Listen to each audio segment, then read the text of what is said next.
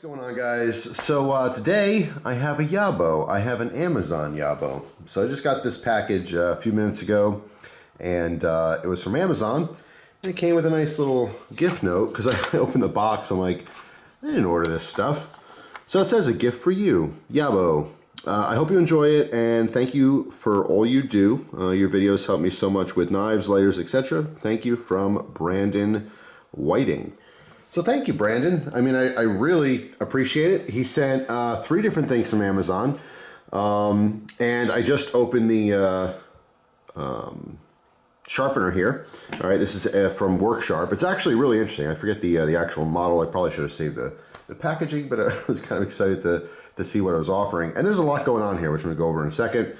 But then he also sent this IBNS multi-tool. All right. So this is an interesting multi-tool. I played with this for a couple seconds here just to see how it was working. And it's definitely different. All right.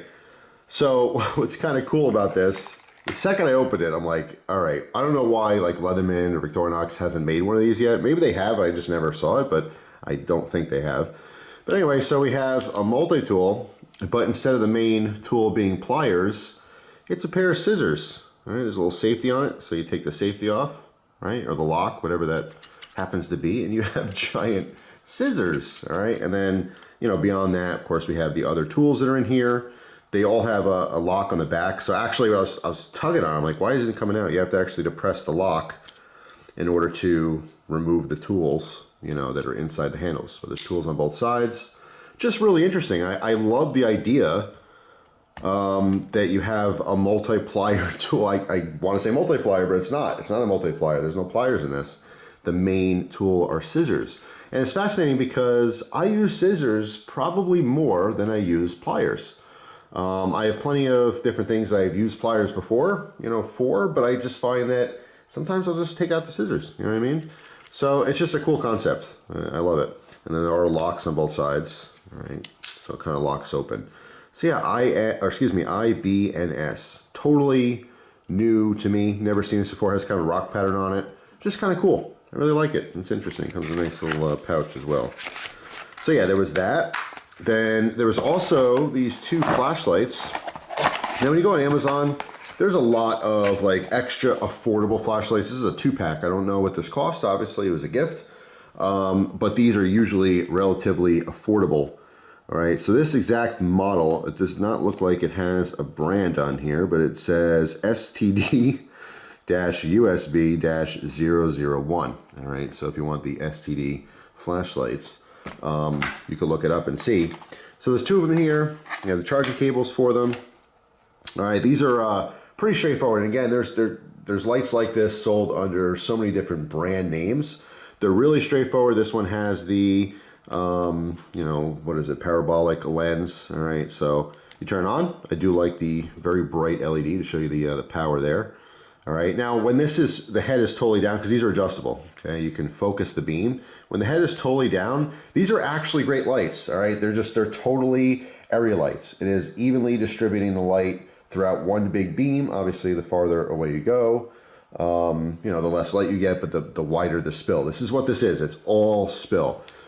The only issue with these is that when you focus the beam, okay, you almost always get this pattern, and I can't really show it well here because I can't hold it far enough, but it's literally projecting the image of the LED onto the wall, okay?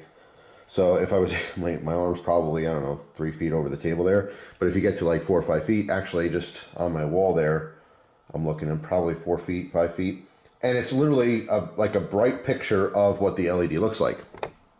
It's not the end of the world, but I found that with these, when you concentrate the beam of light, it's not all that much brighter anyway. All right, you could, of course, you know, sit somewhere in the middle where it's somewhat like a circle. Like that right there is in the middle, and it's not quite projecting the image of the LED. And that, you know, if you wanted a little bit more focus, but it's not like when it's focused, it's like has a ton of throw. It usually doesn't. So for these type lights, I usually just leave them like this, and they work great. They're awesome area lights. In fact, just across the room, you know, facing it that way, obviously you don't see it right now, but this is probably spanning 12, 15 feet wide, and that's only maybe 10 to, I don't know, 12 feet away from the wall. So this does give a huge wall of light, which is really, really nice. So yeah, pretty cool. There's a couple modes too. So let's go through real quick. We have the first one is the brightest. The second one dims the light a little bit. I don't know if it's like 50% of that light. And the third one does have a strobe mode, which is pretty cool. And then it's just off. Little charging port on the back here. All right, simple rubber cap and a pot clip. All right, which you can take off if you weren't using. I do not believe it's magnetic. The tail cap, no, it's not. But it does tail stand very nicely for power outages. All right, so if you wanted to throw the light on, especially because of the style, it's really just spreading everywhere, bouncing off the ceiling and then back to you, which is nice. Again, you know, you lose the power, you have no light or anything. These are just awesome to place, especially if you have a smaller room like a bathroom. Just lights up the whole room. There's no problem there at all. So yeah, let's check out the battery real quick. See what comes with this one. All right, you can see these are 18650s, 3.7 volt, and there's no branding on it. Just as a warning for the discharge. So yeah, did I take that out this way? No, I don't think so. Positive down. But yeah, these are really, really cool. Like I said, I mean, these are usually super affordable. So if you don't care about, you know, all these different modes and like extreme outputs and stuff, there's nothing wrong with these lights. These lights work totally fine. 99% of the people out there, you could do everything you needed to do, you know, with this flashlight, as opposed to spending, you know, 30 bucks, 50 bucks, 100 bucks or more on flashlights. It's just when you get into hobbies and specifically like gear, you just want some of the best gear that's out there. You know what I'm saying? As far as like quality, as far as options, again, different modes and things like that. But at the end of the day, it gets it done. It's a flashlight. These are actually really cool for prepping purposes. All right, so you can use these for bartering if you needed to in a bad situation. You can literally just pass these out to a bunch of people that don't prepare, and now they all have flashlights. If you're in a group of people or family members and stuff that don't have flashlights, just a really cool thing. Even if you just not into it, but you are concerned about a power outage or something, you buy 2 or 3 boxes of these, right? You got like 6, whatever it is, 4 or 6 flashlights, and you can hide them around the house. You know, if something goes bad, power goes out, they're all over the place. Just grab one and get to what you need to do. So that is very much appreciated. I love lights like this. All right, and it's a nice opportunity to try something that's a little bit more affordable, because at the end of the day, even like you know, a $5 knife, it still cuts stuff as long as you can keep it sharp. You know what I mean? So going back to this work sharp, this could be a whole separate video, but I'm just going to go over it quickly. This thing is really, really neat. So over here we have the grip, basically. All right, you can see that there is diamond plates on both sides. There's a fine diamond side, all right, and a coarse diamond side. There's also a strop. All right, this is fresh out of the package like this, a strop with compound on there. All right, and there's a small ceramic rod here, which is just stationary, and a large ceramic rod that actually rotates. And you can see there's F, C, and then what looks like maybe J, but that's a fish hook. All right, so the position on top is what it's at. So right now it's on fine. So you have a fine side ceramic rod. You can rotate this the other way. All right, now we have fish hooks. All right, so you have a groove for a fish hook. Or you can rotate it to coarse. And the coarse also has a lot of grooves in it for serrations. All right, so if you wanted to do the fine teeth on the serrated part of your blade, you can certainly do so with that. And on top of it, these are magnetic. The instructions are inside, rolled up like a little doobie, which, by the way, it reminds me of, what was the SNL skit? Hey man, you could put your weed in there. Yeah, you could, I guess, if you want to. But anyway, most people won't. They'll just use this for sharpening knives. So there's information on the back of the plates, which is pretty cool. So this shows that this is the coarse, in case you forgot. You know, that is the coarse side. All right, just magnetizes to the front there. Pop that in place. And the other side has instructions. All right, again, just in case you forget what this stuff is, it shows C for coarse, F for fine grit, and J, or fish hook shape, I guess, for fish hooks. Let me zoom in here so you can see what I'm looking at the same time. And then it also shows the 3 simple steps. You use the diamond. Obviously, you go rough. If you had a really dull knife, you would use the coarse diamond side, then the fine diamond side, then you go to the ceramic rod coarse and ceramic rod fine, then you go to your leather strop to finish off that blade. So just really, really cool. Honestly, this is just, I mean, you do have to freehand sharpen, obviously, But if you notice that there is some kind of guides here, all right? So you take your knife blade. These are 20-degree guides, which is the most common angle for, you know, production knives. There are some exceptions out there like Spyderco, but for the most part, you're gonna have a 20-degree edge, all right, 40 inclusive. So let's say here's your blade, you rest it on this guide, okay, so you have an idea of the angle, and then you slide across, you know, trying to keep the same angle. And then obviously when you do the other side, you have the guide on the other side too, same thing. It's on both sides, 20 degrees, right, 20 and 20. They also mentioned that this angle cut here is 25 degrees. So if you are going 25 degrees, you can use this as your kind of guide and then hold it and then, you know, come across. So yeah, just like I said, really cool. Pretty much everything you need. You do have to obviously hone your skills, pun intended, in keeping that constant angle. Because some of the questions I get, people get frustrated who are new to sharpening. There's a couple things here, a couple tips I can give you.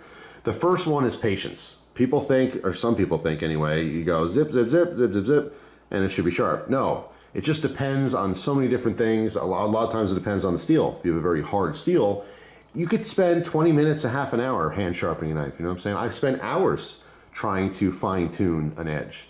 So it's not necessarily a couple passes on either side and you're good to go, okay? Unless you just want just a usable knife, you go coarse and just, yeah, you could do 5-10 passes on either side and probably have, you know, a sharp enough edge to cut stuff. But it's a process. But the other biggest thing is keeping a consistent angle. I know people who, let's say you do a perfect angle on the coarse side, you get to the fine side, perfect angle, and then you slip a little bit and you're too steep. Now that pass has literally just ground down the sharp edge that you just created. So you could be working on this thing 15, 20 minutes. One bad pass will ruin it.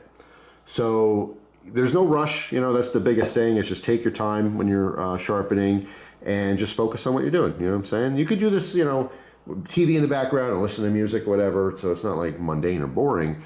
But you do have to focus on what you're doing and just keep that consistent angle. But yeah, I mean, it's a skill like anything else. It's not just guaranteed you can hand sharpen a knife. It's something you have to practice with.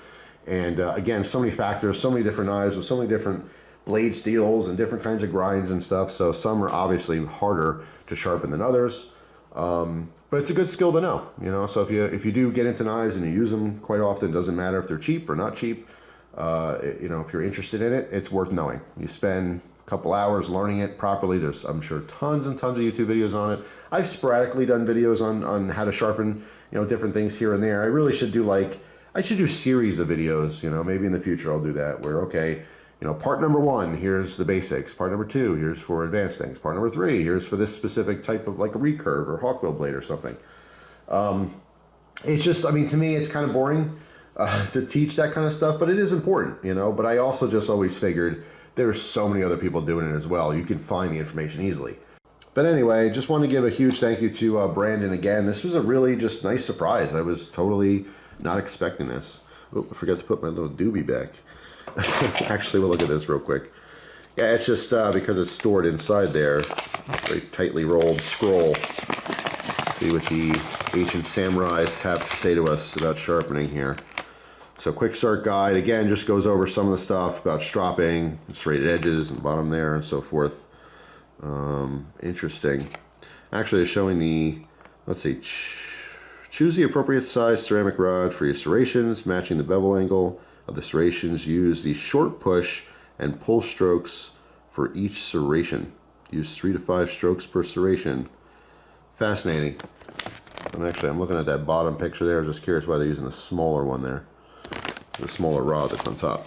But then again, shows you the guides here, how to use it, just, you know, a couple tips as well.